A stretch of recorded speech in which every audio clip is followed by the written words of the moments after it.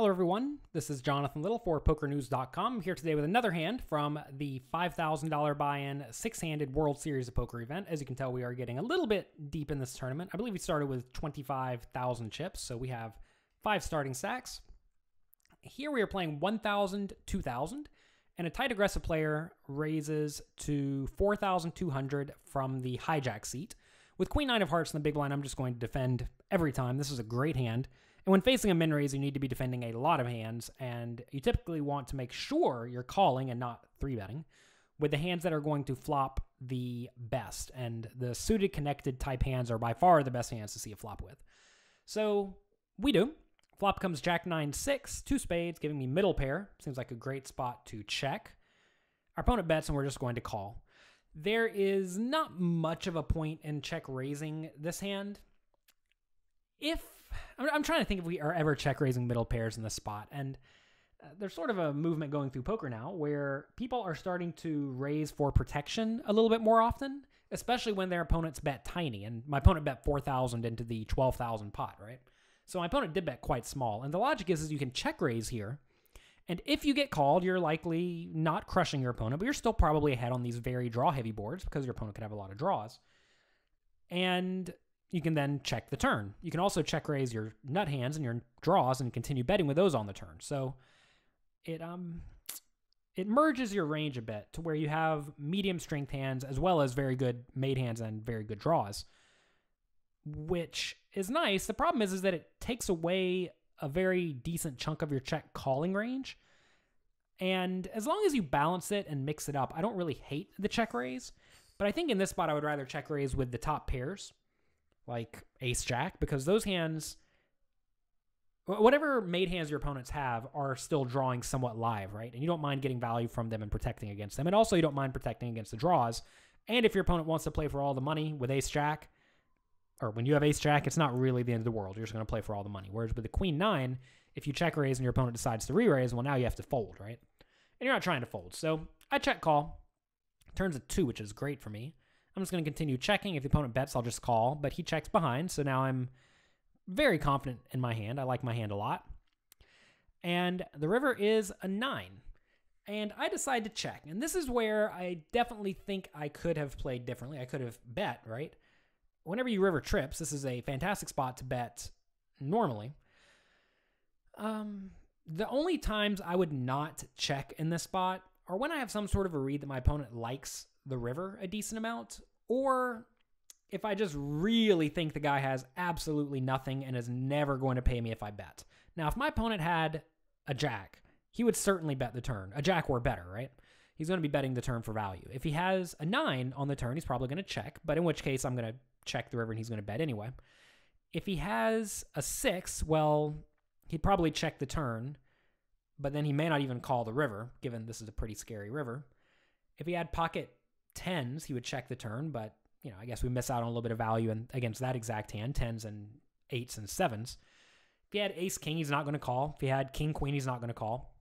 So as you can see, there actually aren't a lot of hands that he can call my river bet with, because you would think he would bet a lot of the decently strong made hands on the turn. And when the board comes out kind of scary on the river, it's kind of hard for me to get called. Now, some people look at this and think, oh, you should obviously check because he could have a flush.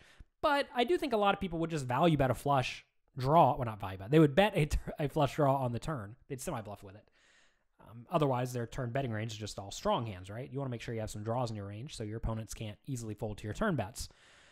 So I would typically bet here, but I imagine I saw something in the live poker arena that made me think this guy liked this 9. And in that case, I'm just going to check, and then I'm going to check call. So let's see what happens. I do check, and he bet 11,700. And I'm just going to call here. I mean, if I was playing on like the super next level, like you'll see some people like Phil Hellmuth do this. They'll check the river, then they'll check fold, right? They trust their read so much that they'll just check fold here if they think they're beat. The problem with that is, in my mind at least, is that this guy could have a hand like 9-8 and think, wow, I got the 9, I'm loving it, and then they're betting. I mean, how many spade draws does this guy even have in his range, right? I mean, I guess he has all the ace-x of spades as possibilities, the good kings, but the jack blocks some of that, the good queens, the jack blocks some of that, and then stuff like 10-8, 10-7 maybe, and then the very connected ones like 8-7 and 5-4. So it's really not that many combinations of flush draws, and there are a lot of various 9-8s the opponent could have. I mean, basically all the suited 9s that make logical sense, plus maybe even some offsuit 9s. Who knows? So I think this is an easy call. I'm never folding.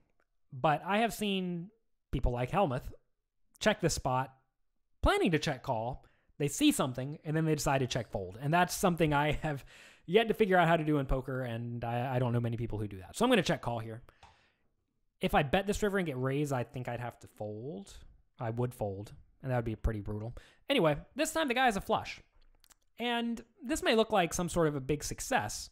And really, it's not such a bad result, because if my opponent just kept betting the turn, I would have check called flop, check called turn, check called river, and I would have perhaps doubled him up. Notice he's almost all, if he had one more bet, he would have been all in or close to all in. So really, it's not a bad result. And we did just check the river, which ended up being right. And fortunately, the opponent didn't even make a very big bet. If he made a larger bet, I certainly was going to call any reasonable amount, probably up to all in. I'm not really trying to fold this hand. So this was a cool one. I definitely think the opponent should have just kept betting on the turn. And once he does check the turn and gets the flush on the river, I don't mind his small bet, because in my mind, he should have mostly marginal made hands. And if he should have mostly marginal made hands or garbage, and I should have mostly marginal made hands, the only way he gets value out of marginal made hands here is to bet on the smaller side. And not that 2/3 pot is small, but he can't go for a large bet here like you sometimes see people doing. So we end up losing this hand, and these are the kind of hands you want to lose, because I didn't really lose that much. Notice I lost 20,000 chips, which is 10 big blinds. I flopped middle pair. We got a complete brick on the turn, and I river trips, and we lost 10 big blinds. This is what you want to have happen, and this is how you win poker tournaments, by losing small pots with pretty good but non-nut hands. So I'm very happy with this hand. This is a good one.